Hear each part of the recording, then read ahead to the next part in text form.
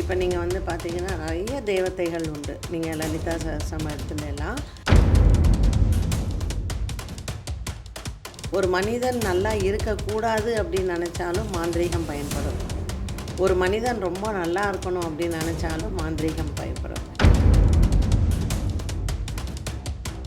உலகத்தில் எவ்வளோ விஷயங்கள் நடக்கிறதுமா. ஒரு மனிதன் வந்து இன்றைக்கி வாழணும் அப்படின்னா அவனை சுற்றி அவனுக்கு ஒரு கவச்சம் போட்டுக்கலை அப்படின்னா சொற்பொழிவுகள், வேத ஆகம விளக்கங்கள், கோவில் வரலாறுகள், பஜனைகள், வாழ்வை வளமாக்கும் ஆன்மீக வழிகாட்டுதல்கள், இறையருளும் ஆன்மீக அறிவும் இணையும் உங்கள் குரு சேனல். இப்போதே சப்ஸ்கிரைப் செய்யுங்கள். குருநேயர்களுக்கு வணக்கம். நம்முடைய இந்து மதம் கேள்விகளால் வளர்ந்து கொண்டிருக்கிற மதம். 1000 கேள்விகள், பகவத்கீதையே கேள்வியால் தான் வந்தது நமக்கு. அந்த மாதிரி நம்மளுடைய கேள்விகள், நமக்கு அன்றாடம் கேட்கக்கூடிய கேள்விகளுக்கு பாரதி ஸ்ரீதர் மேம் நம்மளுக்கு தொடர்ந்து பதிலளிச்சுட்டு வராங்க. இன்றைக்கும் ஒரு ரொம்ப இன்ட்ரெஸ்டிங்கான டாபிக் பற்றி மேம் கிட்ட நம்ம கேள்வி கேட்க போகிறோம். வணக்கம் மேம். வணக்கம்மா. எப்படி இருக்கீங்க மேம்? நல்லா இருக்கேன். நேயர்கள் அனைவருக்கும் வணக்கம். ஒவ்வொரு எபிசோடும் நாங்கள் பார்க்கும்போது எந்த மாதிரியான இன்ட்ரெஸ்ட் நேயர்களுக்கு இருக்குது, எப்படி வந்து அவங்க நமக்கு அந்த வீடியோஸ்க்கெல்லாம் ரெஸ்பாண்ட் பண்ணுறாங்க அப்படிங்கிறதையும் நம்ம பார்க்குறோம். ஸோ குரு சேனலுக்கு தொடர்ந்து சப்ஸ்கிரைப் பண்ணுங்கள். சேனலில் நீங்கள் பார்க்குற விஷயங்களை மற்றவங்களுக்கும் ஷேர் பண்ணுங்கள். அப்போ தான் நிறைய பேருக்கு தெரிய வரும் நம்ம என்ன பண்ணுறோம் அப்படிங்கிறது. அதனால் நேயர்களுடைய சப்போர்ட் குரு சேனலுக்கு எப்பொழுதும் தேவை. ரொம்ப நன்றி மேம். மேம், உங்களோட எக்ஸ்பர்டைஸ் எதுன்னு அப்படின்னு எங்களுக்கு தெரியும். அது சொல்லவே வேண்டாம். பட் இப்போ வந்து இந்த ஜென்சிக்கு வந்து ஒரு பெரிய ஒரு கொஸ்டின் மாதிரி இருக்குது மேம். அவங்களுக்கு வந்து இந்த சினிமாலலாம் வேறு நிறையா பார்க்குறாங்க இந்த பிளாக் மேஜிக் அப்படிங்கிறது. இந்த பிளாக் மேஜிக் அப்படிங்கிறது என்ன மேம்? நம்ம இந்த பில்லி சூனியம் அதெல்லாம் கேள்விப்பட்டிருக்கோம், வசியம் பண்ணுறது அப்படின்னு. ஜாதகம், நம்மளோட எதிர்காலம், நமக்கு என்ன ப்ராப்ளம், நம்ம நல்லா இருப்போமா அப்படின்னு பார்க்குறதுக்கு நம்ம போகலாம். அடுத்தவன் நல்லா இருக்கக்கூடாதுங்கிறதுக்கு பார்க்கறதுக்கு போவாங்களா மேம்? கண்டிப்பாம்மா. ஓகே. அதாவது நான் நல்லா இருக்கிறேன் அப்படிங்கிறத விட அவன் நல்லா இருக்கக்கூடாதுன்னு நினைக்கிறவன் நிறைய பேர் இருக்காங்க. அதாவது நீங்கள் சொல்கிற விஷயங்கள் வந்து இன்னைக்கு நேத்திக்கு வந்ததே இல்லை. இது வந்து எத்தனையோ காலம் எத்தனையோ யுகமாக இருக்கிற ஒரு விஷயம்தான். இன்றைக்கி நமக்கு சோஷியல் மீடியான்னு ஒரு பிளாட்ஃபார்ம் இருக்கிறதுனால நம்ம உலகத்திற்கு சொல்லக்கூடிய விஷயங்கள் வந்து இதன் மூலமாக சொல்கிறோம். ஆனால் என்னைக்கு வேதங்கள் இருந்ததோ வேதங்களில் சொல்லப்பட்டிருக்கிறது தானே இது. ஓகே. வேதங்கள் வந்து 4 சொல்கிறோம் இல்லையா? ரிக்வேதம், சாம, அதர்வம். இப்போ ரிக்வேதம் வந்து பார்த்திங்கன்னா யாகங்கள் செய்யக்கூடிய மந்திரங்கள் எல்லாமே ரிக்வேதத்துலேருந்து வந்தது தான். அதுலேருந்து தான் நம்ம தெரிஞ்சுக்கணும். யஜுர்வேதம் எப்படின்னா கோவிலில் அர்ச்சனை பண்ணக்கூடிய மந்திரங்கள் எல்லாம் யஜுர்வேதத்துலேருந்து தெரிஞ்சுக்கணும். சாமவேதங்கள் வந்து பாடல்கள் மூலமாக எப்படி நீ ஒரு விஷயத்தை பண்ணுற அப்படிங்கிறது வேதம் சொல்கிறது, சாமவேதம் சொல்கிறது. அதர்வண வேதம் என்ன சொல்கிறதுனா ஒரு மனிதனினுடைய யந்திர தந்திர ஔஷத இது எல்லாத்துக்கும் சேர்த்து மந்திரங்கள் வந்து அதில் கொடுக்கப்பட்டிருக்கு. இப்போ நீங்கள் ரிக்வேதம் எடுத்துன்னா அதோடைய ஒரு பிரான்ச்சு தான் ஆயுர்வேதம். ஓகே. வேதங்களினுடைய ஒரு பிரான்ச்சு தான் ஜோதிடம். ஸோ வேதங்கள்லேருந்து வந்தது தான். அப்போ அதர்வண வேதத்தில் சொல்லக்கூடிய மந்திரங்கள் இப்போ நீங்கள் கேள்விப்பட்டிருக்கலாம். எத்தனையோ இடங்களில் வந்து அம்பாள் வந்து ரொம்ப உக்ரமாக இருக்கா, அவளுடைய உக்ரத்தை வந்து சாந்தி படுத்துறதுக்காக யந்திரங்கள் செஞ்சு ஆதிசங்கரர் மாங்காடு கூட அந்த மாதிரி எல்லாமே மாங்காட்டில் இருக்குது. நீங்கள் வந்து கோமதி அம்மன் சங்கர கோவிலில் நிறைய அம்மன் ஆலயங்கள் வந்து பார்த்திங்கன்னா அம்பாளுக்கு முன்னாடி யந்திர பிரதிஷ்டை பண்ணியிருப்பாள். அந்த யந்திர பிரதிஷ்டையில் இருக்கக்கூடிய அந்த பீஜாட்சர மந்திரங்கள்லாம் உங்களுக்கு அதர்வண வேதத்தில் தான் உண்டு. ஓகே. ஸோ ரெண்டுமே இருக்குது அதில். ஒரு விஷயத்தை வந்து நமக்கு சாதகமாக செய்யக்கூடியது அப்படிங்கிறது. அப்போது அம்பாள் உக்ரமாக இருக்கா, அந்த உக்ரத்தினால மற்ற ஊர் மக்களுக்கு ஒரு நல்லது நடக்காமல் போயிடும். அப்போது மகான்கள் வந்து அவன் ஞான திருஷ்டியால் ஒரு விஷயத்தை கட்டுப்படுத்துறது அப்படிங்கிறது. ஓகே. அந்த கட்டுப்படுத்துறது அப்படின்னு சொல்லக்கூடியதை தான் நாம் என்ன சொல்கிறோம், நம்மிடத்தில் வசியம் பண்ணுறது. இப்போ தெய்வத்தை வந்து நம்ம போய் என்கிட்ட நான் தெய்வத்தை வசியம் பண்ணிக்கிறேன் அப்படின்னு சொல்கிறோம் இல்லையா. So it is not in the wrong sense. சுவாமி நம்மக்கிட்ட இருக்கணும் அப்படிங்கிறதுனால. அப்போது அம்பாளை வந்து நீ எப்படியெல்லாம் நம்ம பூஜை பண்ணுறோமோ, அவளை வந்து வாசனை திரவியத்தால் பண்ணுறோம், வாசனை மலர்களால் பண்ணுறோம். இப்போ நீங்கள் வந்து பார்த்தீங்கன்னா மகாவிஷ்ணு வந்து அலங்கார பிரியர். அவருக்கு எவ்வளோ பட்டும் பீதாம்பரமும் நகையும் போட்டால் ஹீ இஸ் ஹாப்பி. சிவனுக்கு வந்து பார்த்தீங்கன்னா அபிஷேக பிரியர். போட்டு கங்கா ஜலத்துலையா சுவாமியை வந்து நம்ம அபிஷேகம் பண்ண ஹீ இஸ் ஹாப்பி. அப்போ எந்த ஒரு விஷயத்தை நீ திரும்ப திரும்ப திரும்ப பிடித்த விஷயத்தை நீ செய்யறையோ, அந்த அந்த பிடித்த விஷயத்தை நீ எதுக்காக செய்யறியோ அது உனக்கு திரும்ப கிடைக்கிறது. ஓகே, அதுதான் பேஸ். அப்போ இது வந்து நிறைய தேவதைகள் வந்து இருக்கா. இப்போ நீங்கள் வந்து பார்த்தீங்கன்னா நிறைய தேவதைகள் உண்டு. நீங்கள் லலிதா சஹஸ்ரநாமம் எடுத்துட்டெல்லாம் இந்த தசமகா வித்யா கத்துண்டெல்லாம் அதில் உங்களுக்கு என்னென்ன மாதிரி தேவதைகள் இருக்குது அப்படிங்கிறது தெரியும். ஒவ்வொரு தேவதைக்கும் ஒரு விதமான மந்திரங்கள் உண்டு. இந்த மந்திரங்கள் மூலமாக அந்த தேவதைகள் நம்ம என்ன கேட்குறோமோ அதை கொடுக்கும். இதை மாந்திரீகத்தில் பயன்படுத்துறது. சரிங்களா? அப்போது ஒரு மனிதன் நல்லா இருக்கக்கூடாது அப்படின்னு நினச்சாலும் மாந்திரீகம் பயன்படும். ஒரு மனிதன் ரொம்ப நல்லா இருக்கணும் அப்படின்னு நினச்சாலும் மாந்திரீகம் பயன்படும். ஆனால் அது என்றைக்குமே ஷார்ட் லிவ்டு தான். ஓகேங்களா? தெய்வத்துக்கு செய்யறது என்றைக்குமே அது லாங் லிவிங்காக தான் இருக்கும். ஒரு நீடிச்ச ஒன்று அப்படின்னா லலிதா சகஸ்ரநாமத்தை நீ சொல்லு, உனக்கு அது நீடிச்ச பலனாக கொடுக்கும். அப்போ நடுவில் நமக்கு ஒரு திருஷ்டி வருது, இல்லை நமக்கு பகை வருது, இல்லை நம்ம வந்து இது ஒரு இடத்துல பாதுகாப்பு பண்ணிக்கணும் அப்படின்னு. நம்ம புராணங்கள்லாம் படிக்கும்போது ராமாயணத்தில் வந்து நீங்கள் பார்க்கலாம். ராமாயணத்தில் வந்து சீதையை வந்து பஞ்சவட்டியில் ஒளிச்சு வச்சுருந்தார் லக்ஷ்மணர்.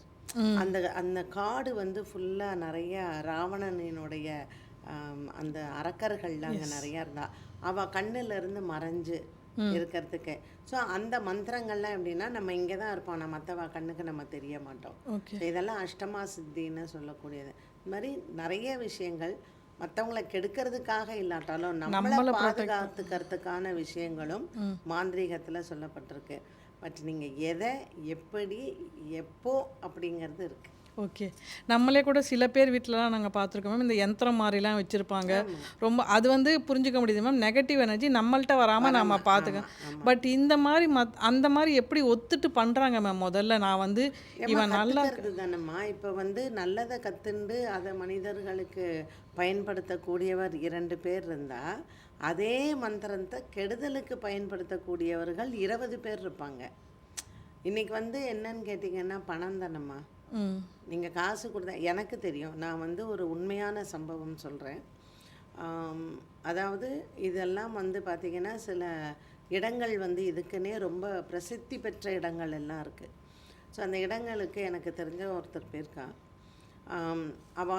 அவளுடைய இந்த அம்மா நல்லா இருக்கக்கூடாது, இவங்க ஃபேமிலி கெட்டு போயிடணும்னு சொல்லி அவர்கிட்ட பணம் கொடுத்து அதை பண்ணிவிடுங்கன்னு. ஸோ அவரும் பணத்தை வாங்கிட்டார். அண்ட் இந்த அம்மாவுக்கு தெரியாது அவங்க அந்த இடத்துக்கு போயிருக்காங்கன்னு. ஸோ இந்த அம்மா மறுநாள் போயிருக்காங்க, இது மாதிரி எனக்கு இவங்களால ஆபத்து வரும், என்னை காப்பாற்றி கொடுங்கன்னு அவங்கள்ட்டையும்.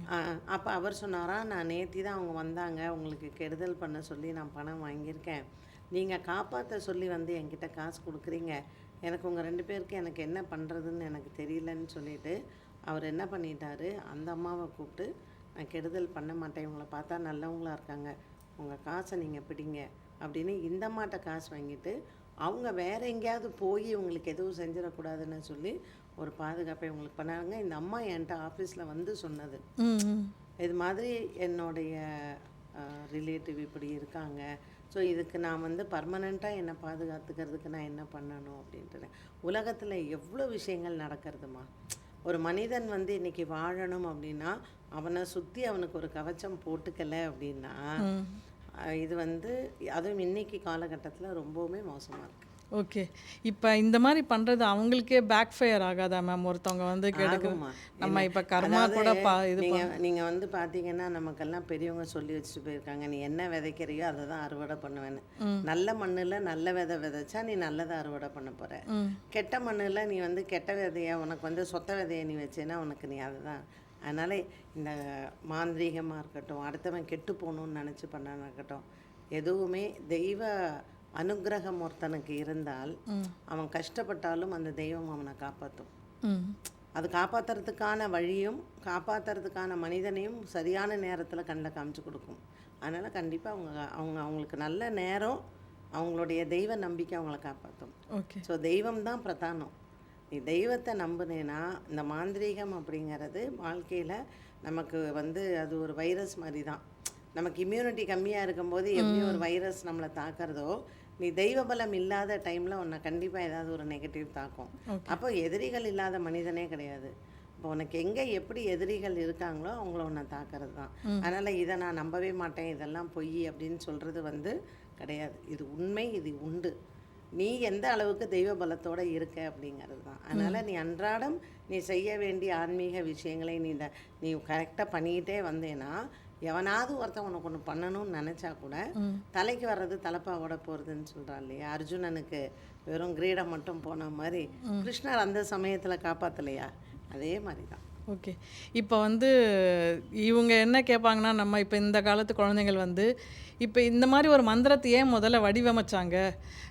நல்லதுக்காக நம்ம எவ்வளோ ஸ்லோகம் சொல்கிறோம், பட் இந்த மாதிரி ஏன் அவங்க முதல்ல டிசைன் பண்ணாங்க அப்படின்னு கேள்வி கேட்பாங்க. நம்ம ஒருத்தன் கெட்டவன் வரும்போது கிருஷ்ண பரமாத்மாவும் அந்த அஸ்திரத்தை யூஸ் பண்ண தானே செஞ்சார்.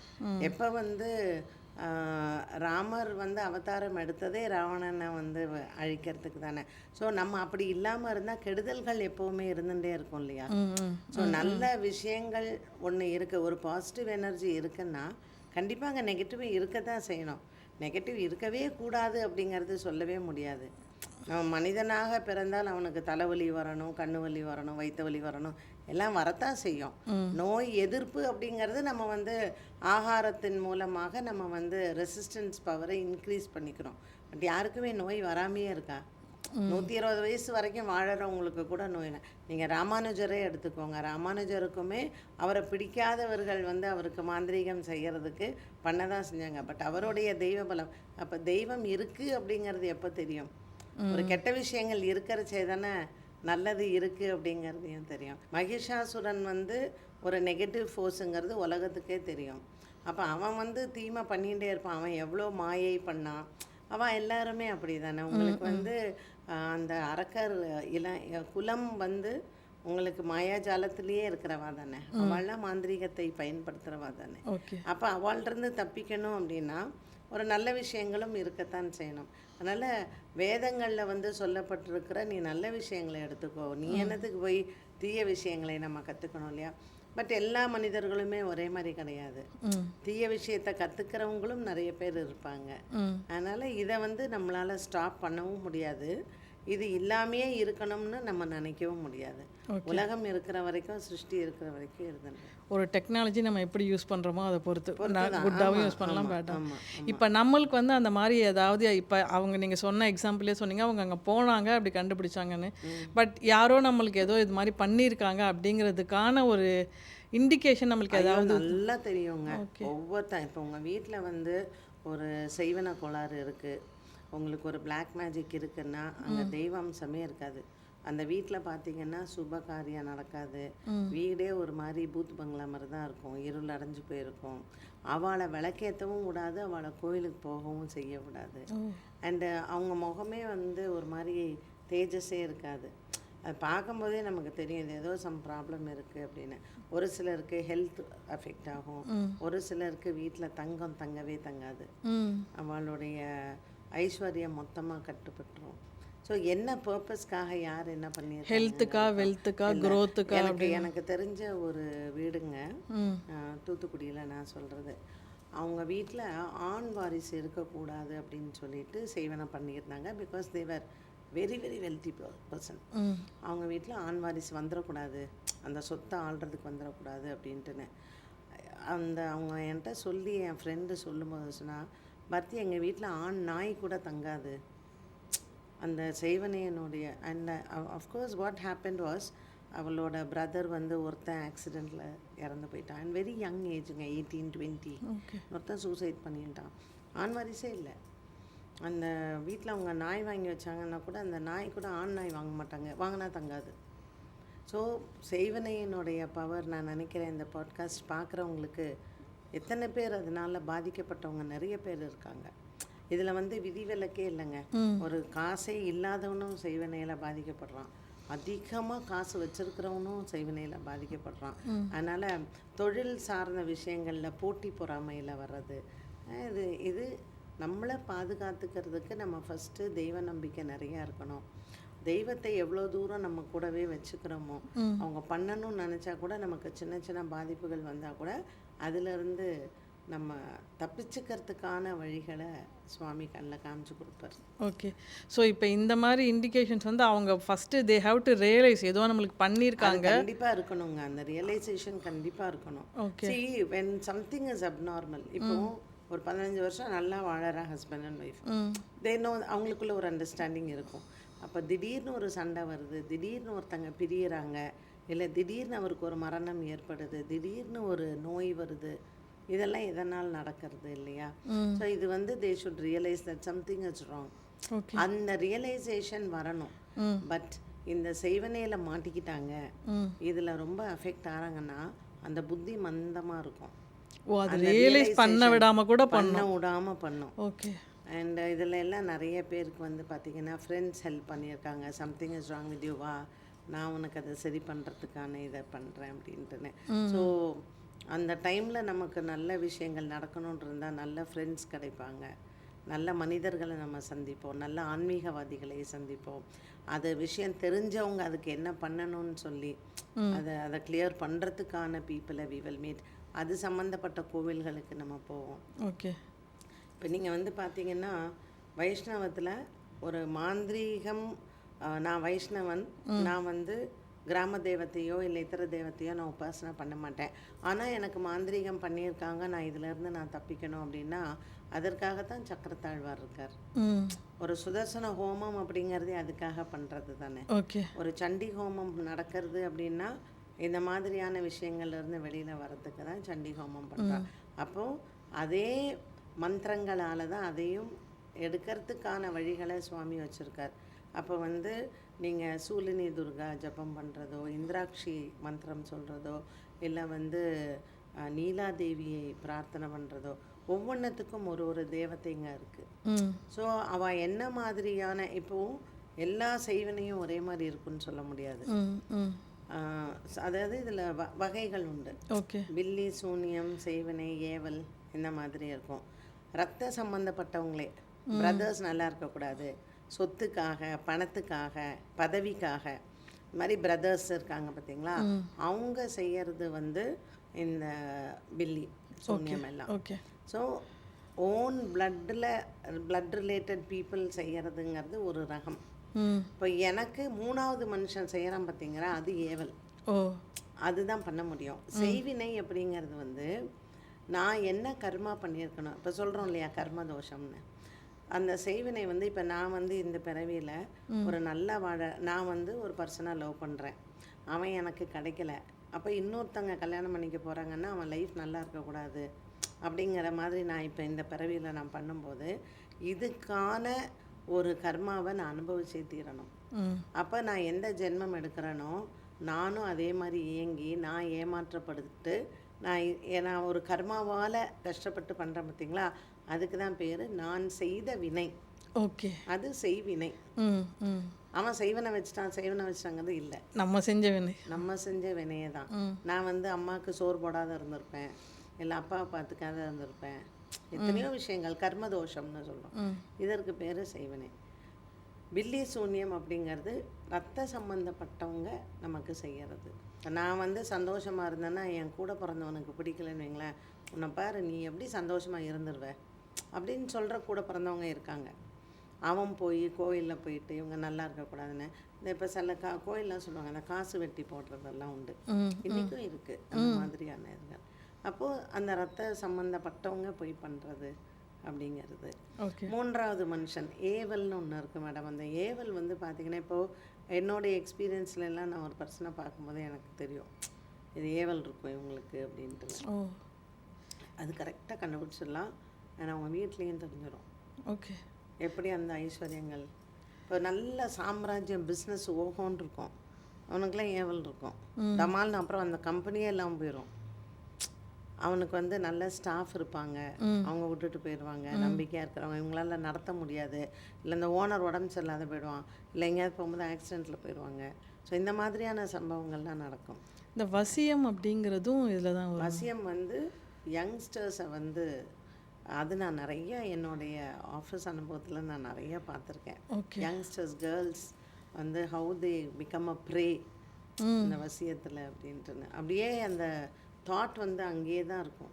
அவன் நல்லவனா கெட்டவனா ட்ரக் அடிக்ட் அதெல்லாம் தெரியவே தெரியாது. இப்போ அவங்கள எப்படி ப்ரொடெக்ட் பண்ணுறது, அந்த பேரண்ட்ஸ் அதை எப்படி அதுதான் ஐடென்டிஃபை நம்ம அந்த காலத்தில் சொன்னாங்க இல்லையா, கண்டவங்க வீட்லேயும் போய் சாப்பிடாத, யார் எதை கொடுத்தாலும். வசியம் வந்து it can be given only by food. Oh okay. இப்போ நான் வந்து உன் கண்ட்ரோல்லே இருக்கணும் அப்படின்னா உன்னை கூட்டிகிட்டு நான் எங்கேயோ போகிறேன், நான் உனக்கு பிடிச்ச விஷயங்களை சாப்பிட்டேன், இத்தினோண்டு போதுங்க அந்த ஏதோ ஒன்று. அது வந்து ஜென்ரலி ஒரு வசிய மருந்துன்னு சொல்லுவாங்க.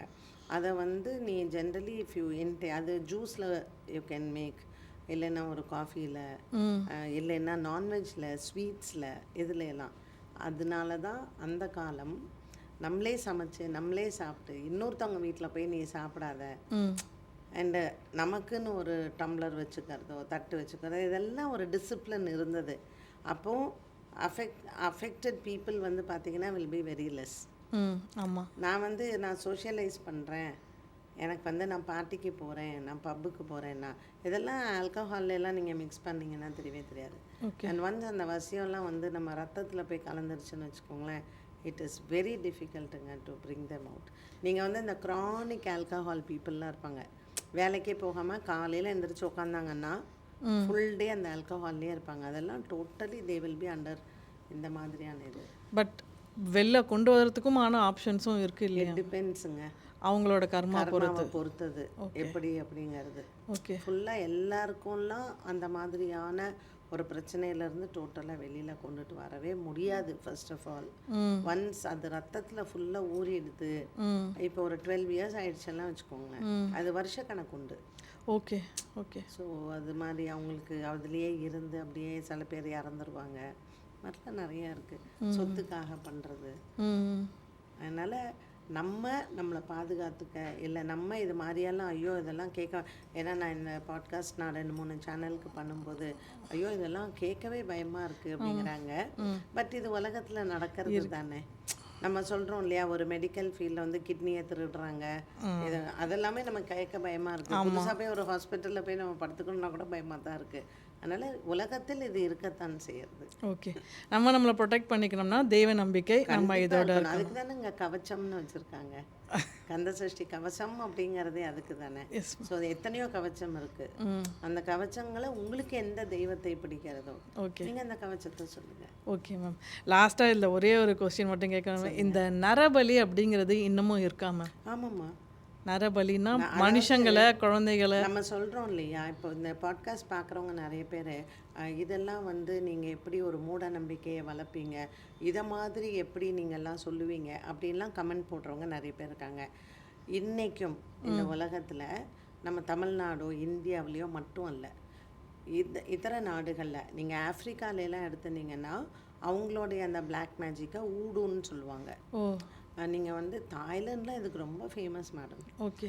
நீங்கள் வந்து மலேசியா, தாய்லாந்து, அப்புறம் வந்து பார்த்திங்கன்னா அதாவது இது எப்போ நம்ம மகாபாரத காலத்துலேயே இருந்திருக்கு நமக்கு தெரிஞ்ச, அதுக்கும் முன்னாடி இருந்திருக்கு. அப்போது இது அடர்ந்த காடுகள் மாதிரி, ஏன்னா இதெல்லாம் மறைவிடத்தில் அவங்க செய்யக்கூடிய விஷயங்கள் தான், பொதுவிடத்துலேயோ இல்லை ஒரு கோயில்லையோ பண்ண மாட்டாங்க. மற்ற சில கோவில்களில் சில கோவில்கள் மாந்திரீகம் செய்வதற்குனே உள்ள கோவில்களும் இருக்குது, அந்த மாதிரி ஆலயங்களும் உண்டு. அப்போது அந்த தேவதைகள் எப்படி இருக்கா அப்படிங்கிறது தான் அந்த நீங்கள் சொல்கிறீங்க இல்லையா நரபலி, சில தேவதைகளுக்கு அந்த நரபலி கொடுத்தாதான் அந்த தெய்வத்துக்கு அதுக்கான பவர் இருக்கும். அப்போது அவங்கெல்லாம் இந்த காட்டுவாசிகள்னு சொல்கிறோம் பார்த்தீங்களா, காட்டில் இருக்கக்கூடிய தெய்வங்களுக்கு அந்த காட்டு மிருகங்களை பலி கொடுக்கறது உண்டு. ஏன்னா அந்த தெய்வங்கள் வந்து அந்த காட்டுவாசிகளுக்கு குலதெய்வமாக இருக்கா. ஏன்னா அவளே ஆதி காலத்தில் வந்து உங்களுக்கு அதை அப்படியே சுட்டு சாப்பிட்டு அப்படி தானே பண்ணாங்க. அதனால் அந்த வகையறால் இருக்கக்கூடியது இன்னும் நம்ம கண்ணுக்கு தெரியாத நரபலிகள், ஆப்பிரிக்கா நாடுகளில் நடந்துட்டு தான் இருக்குது. நம்மளே அப்பப்போ எப்பயாவது நியூஸில் பார்க்குறோமே. ஆமாம்மா, நடக்கிறது மேடம், இன்னும் நடக்கிறது. இதெல்லாம் டோட்டலாக யாராலையுமே நிறுத்த முடியாதுங்க. இப்போ நீங்கள் வந்து அந்தமான் நிக்கோபார் ஐலண்ட்ஸ் போனீங்கன்னா, நிக்கோபார் ஐலண்ட்ஸ் வந்து சிலதெல்லாம் நம்மளை அலோவ் பண்ண மாட்டாங்க. ஏன்னா நீங்கள் பார்த்தீங்கன்னா அங்கே இன்னும் ஸ்டில் அந்த மாதிரியான பீப்புள் இருக்காங்க அப்படின்ட்டு. ஸோ அவங்களுடைய லைஃப் ஸ்டைலே வந்து ஒரு அமாவாசையில் பௌர்ணமியில எல்லாம் வந்து நரபலி கொடுத்து தான் அந்த தெய்வங்களை வந்து அவங்க வழிபடுவதுங்கிறது அவங்க வழக்கமாக வச்சுருக்காங்க. ஸோ நம்ம போய் நீ ஏன் இதை பண்ணுற அப்படின்னு நம்ம கேட்க முடியாது. நல்லா ரிமோட் இடங்கள்ல அடர்ந்த காடுகளில் இருக்கக்கூடிய காட்டுவாசிகள் இன்றைக்கும் நரபலி பண்ணத்தான் செய்கிறாங்க. நம்ம வந்து எப்போ வந்து நிறைய லைஃப் ஸ்டைல் சேஞ்சஸ் இருந்ததோ, படித்து ஒரு கல்ச்சராக வரும்பொழுது ஒரு மிருகத்தை நம்ம வதைக்கக்கூடாது அப்படிங்கிறதுனால நம்ம நரபலியெல்லாம் நிறுத்திட்டோம் அப்படின்ட்டுன்னு. பட் சில காளி கோவில்கள்லாம் நீங்கள் பார்த்தீங்கன்னா அந்த தெய்வத்திற்கு அந்த உணவு அப்படிங்கிறது அந்த ரத்தம் தான். ஓகே. அதனால் அந்த பலி வந்து கொடுக்குறாங்க. இப்போ என்ன பண்ணிட்டாங்க, குறைச்சிட்டாங்க, நிறைய வந்து குறைச்சிட்டாங்க. But still it is there. Okay ma'am. ஏன்னா இப்போ இதை பார்க்குற ஜென்சிக்கு என்ன தோணும்னா, அவங்களுக்கு வந்து இதில் ப்ரொடெக்ட் பண்ணிக்கிறதுக்கு நம்மளுக்கு என்ன பண்ணலாம்? ஏன்னா அவங்க வெளியிலலாம் சாப்பிடாமல் இருக்க முடியாது, வெளியில் போகாமல் இருக்க முடியாது. அவங்களுக்கு நிறையா கொஸ்டின்ஸ் வரும் இதை பார்த்து. நான் வந்து இன்னைக்கு இருக்கக்கூடிய யங்ஸ்டர்ஸ்க்கு நான் என்ன சொல்லுவேன்னா, நீ ஃப்ரெண்ட்ஸ் வச்சுக்கோ, நான் வேண்டான்னு சொல்லலை. But there is always a limit. நீ வந்து ஒரு சோஷியலைஸ் பண்ணணும். நான் வந்து பப்புக்கு போகிறேன், நான் என் ஃப்ரெண்ட்ஸோட போகிறேன், பார்ட்டி பண்ணுறேன், இது எல்லாம் ஃபன்னெல்லாம் அந்தந்த ஏஜில் இருக்க வேண்டியதுதான். பட் நீ என்ன லிமிட்டில் இருக்க, நீ யாரை ஃப்ரெண்டாக வச்சுக்கிற, என்ன அளவுக்கு அந்த ஃப்ரெண்ட்ஷிப் உனக்கும் அவங்களுக்கும் இருக்குது அப்படிங்கிறத நாம் தான் அதை ரியலைஸ் பண்ணணும். ஸோ அடுத்தவன் வந்து உன்னுடைய சந்தோஷத்தையோ இல்லை உன்னுடைய துக்கத்தையோ ரூல் பண்ணுறதுக்கு நீ இடம் கொடுக்கக்கூடாது. we should always have our own dignity and self respect இருக்கணும். அவன் இன்னைக்கு நீ சந்தோஷமாக இருக்கிறதுக்கு அவன் கூட தான் இருந்தால் எனக்கு சந்தோஷம் நினைக்கிறத நீ நினைக்கணும். You don't allow others to rule your happiness. என்னுடைய சந்தோஷத்தை நான் முடிவு பண்ணணும், இன்னொருத்தவங்க முடிவு பண்ணக்கூடாது. அந்த லிமிட் அவங்களுக்கு தெரிஞ்சிச்சு அப்படின்னா இவங்க வந்து கண்டிப்பாக they can have கொஞ்சம் புத்தியோடு அவங்க இருக்கலாம். அதாவது மேடம், நான் வந்து தண்ணியில் கூட வசிய மருந்து கலப்பாங்க. இப்போ நம்ம சொல்கிறோம் இல்லைங்களா, ஆக்சுவலாக இது வந்து என்னோட லைஃப்பில் நடந்தது. அதாவது you will be under somebody spell அப்படின்வாங்க. அவங்க என்ன சொல்கிறாங்களோ நம்ம கேட்போம். அது மாதிரி நான் வந்து டெய்லி நான் அவங்க ஆஃபீஸ்க்கு போவேன், எனக்கு தண்ணி கொடுப்பாங்க, குடிப்பேன். After long time I realised how அவங்க சொல்கிறது மட்டும்தான் நான் கேட்பேன். எனக்கு மற்றவங்க சொல்கிறதெல்லாம் எனக்கு மண்டையில் ஏறாது, காதில் வரும், மண்டையில் ஏறாது. ஆனால் அந்த பர்டிகுலர் பர்சன் சொல்கிறது மட்டும் மண்டையில், இவங்க கூட பேசாத, இவங்க கூட இருக்க. ஏன்னா ஒரு ஃப்ரெண்ட் இதில் I was totally under their control. Okay. Long back. அப்போது அந்த ரியலைசேஷன் வர்றதுக்கு எனக்கு it took about 1 or 2 years. அதுக்கப்புறம் நான் இதெல்லாம் கற்றுண்டு இதெல்லாம் நான் தெரிஞ்சுக்கும் போது I related that what happen to me and how I came out of that அப்படிங்கிறது. ஓகே. ஸோ ஜென்ரலி நம்மளும் அந்த யங் ஏஜில் ஒரு ஃப்ரெண்ட்ஸ் எல்லாம் இருக்கும்போது நம்ம எவ்வளோ கேர்ஃபுல்லாக இருக்கணும். ஈவன் வென் நம்ம சும்மா தண்ணி கூட அப்படிங்கும்போது கூட ஒரு பொசசிவ்னஸ்னால பண்ணுறவங்க இருக்காங்க, இன்னொருத்தவங்க நல்லா இருக்கக்கூடாது அப்படின்னு பண்ணுறவங்க இருக்காங்க. ஸோ அந்த மாதிரி இட் டிபெண்ட்ஸ் நம்ம யார்கிட்ட போய் மாட்டிக்கிறோம் அப்படிங்கிறது தான். Okay okay ma'am. அண்ட் ஸ்பிரிச்சுவாலிட்டியும் இருந்தால் we can avoid overcome. என்னுடைய ஸ்பிரிச்சுவல் இதுதான். ஸோ நான் ஜென்சி கிட்ஸ்க்கு சொல்கிறது வந்து கண்டிப்பாக நீங்கள் கடவுள் நம்புறீங்க நம்பலை அது ரெண்டாவது பட்சம்.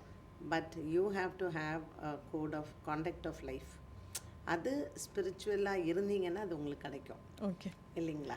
மார்னிங் எந்திரிக்கிறோம், ஏதோ ஒரு ப்ரேயர் சொல்கிறோம், இல்லை நேச்சர் பார்த்து பேசுகிறோம், இதெல்லாம் இருந்ததுன்னா எவ்வளோ பெரிய அழிவு. இப்போ நேபாளில் எவ்வளோ நம்ம சொல்லிகிட்டே இருந்தோம்.